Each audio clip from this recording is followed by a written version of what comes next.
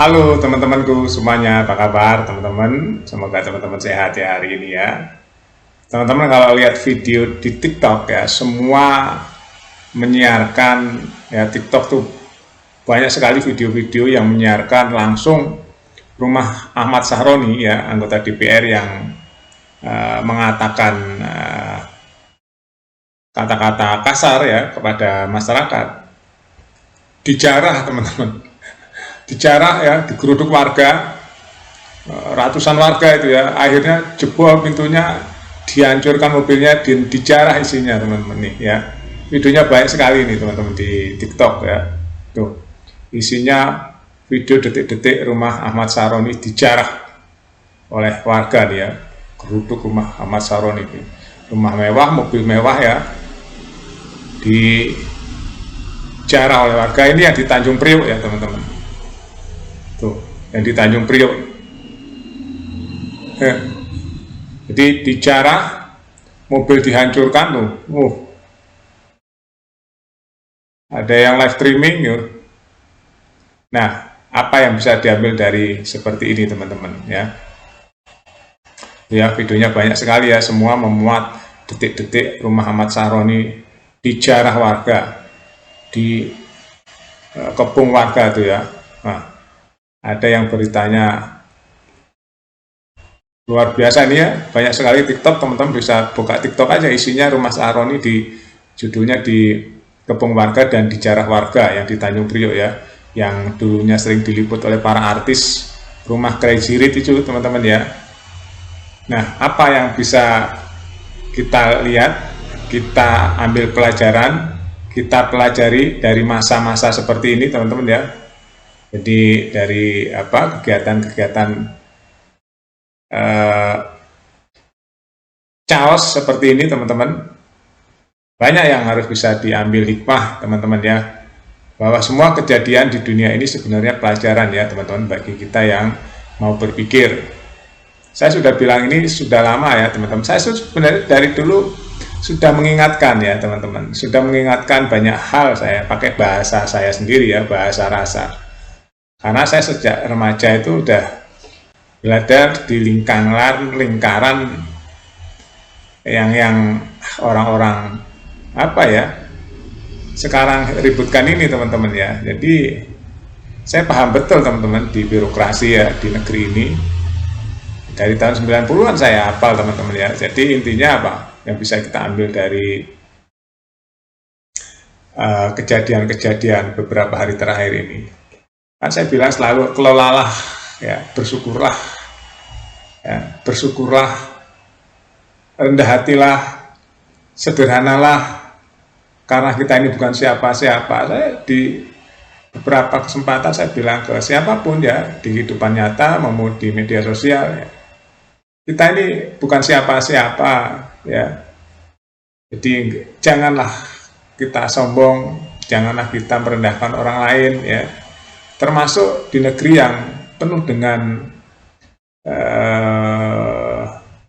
Bhinneka Tunggal Ika ini teman-teman ya.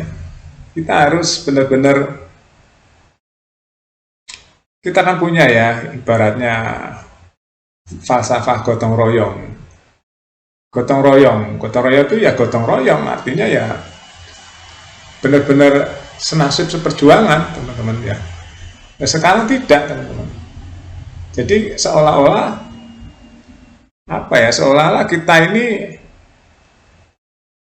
hari-hari ini disuguhkan pada kehidupan yang benar-benar gapnya terlalu jauh. Gapnya terlalu jauh ya. Di sisi lain ada yang pamer dengan kekayaan, di sisi lain ada orang yang susah makan. Ini yang saya bilang bolak-balik, ayolah pemimpin benahi ini semua. Benahi, terapkan aturan yang benar. Kasih contohlah yang benar ya. Kasih contohlah yang benar. Supaya masyarakat tuh punya panutan, punya tuntunan yang benar. Hidup bernegara yang benar itu seperti apa ya? Hidup bernegara yang benar itu ya kasih contoh yang menjadi pejabat atau birokrat atau tiga pilar yang kita punya, yaitu legislatif, eksekutif, dan yudikatif. Bertindaklah yang proses profesional, bertindaklah yang merakyat, karena mereka itu nggak hidup sendiri, teman-teman. Merakyat itu artinya merasakan apa yang dirasakan rakyat. Ya, merasakan apa yang dirasakan oleh rakyat. Di bawah itu banyak rakyat yang lebih susah dari kalian, para pejabat, ya. Banyak yang lebih susah mereka itu. Ya, pejabat ini kan udah jelas ya. Dia itu makan dari uang rakyat, dari pajak rakyat. Nah, sementara rakyat setengah mati, bertarung, bertahan hidup, ya, di situasi yang serba berubah, di situasi yang nggak pasti, gitu ya. Nah, di sisi lain, ini yang bikin rakyat marah ya, tingkah laku para anggota DPR ya. Ditambah lagi dengan birokrat-birokrat yang lain juga sama, hampir lah, 11-12. Nah, akhirnya masa ya tersulut, bolak-balik saya bilang ya, kesenjangannya terlalu jauh di Indonesia itu. Padahal falsafah Indonesia gotong royong. Nah, kalau udah begini, ngobatinya gimana coba? Nggak ada cara lain, teman-teman. Cara ngobatinya ya, diganti semuanya. Diganti cara-caranya, diganti. Ya. Orang yang tadi jor-joran gajinya besar ya distandarkan. Distandarkan, diseleksi ulang. Dikembalikan ke apa ya? Ke aslinya gitu. Dikembalikan ke aslinya. Jadi benar-benar harus ditata ulang ini. Kalau enggak susah mengobati ini, teman-teman, susah. Kalau nggak ditata ulang, ya sebelum ditata ulang, ya struktur gajinya ditata ulang, biar rakyat tuh nggak cemburu gitu loh. Bayangin aja teman-teman ya, istri sama suami aja suka cemburu. Kalau udah cemburu kan buta. Cemburu itu kan buta, teman-teman. Ya, nggak mikir panjang. Begitu juga rakyat kepada pejabatnya. Kalau cemburunya terlalu buta, terlalu jauh, ya, gapnya terlalu jauh, pejabatnya nggak mikirin, nggak merasakan apa yang dirasakan rakyat, akhirnya begini. Ya, pecah, benar-benar pecah. Nah, di dalam kepecahan ini ya, ada penunggang gelap ini yang saya bolak-balik, ya. Harus dikelola dengan benar ini, dikelola benar, jangan hanya diomongin aja, dikelola dengan benar. Itu harus ada tindakan yang membuat rakyat percaya kembali. Itu, dan itu butuh keahlian untuk mengelola itu, butuh komunikasi yang benar, butuh komunikasi yang tepat sama rakyat, yang membuat rakyat kembali percaya. Itu gimana? Itu PR-nya.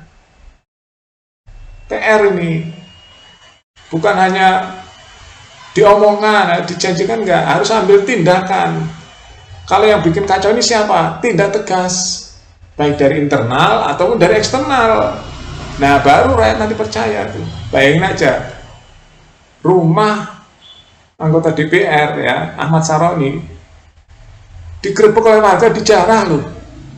Dan nanti di situ diwacanakan akan dicari anggota-anggota DPR yang bikin risu ini, akan dicari lagi rumahnya. Bayangin aja tuh. Sebegitunya tuh masyarakat atau warga yang merasa ada sesuatu nih kehidupan ini. Ada sesuatu gap terlalu jauh. Ya, ada gap yang terlalu jauh di situ, teman-teman. Nah, gap salah satunya apa? Dan kepameran itu.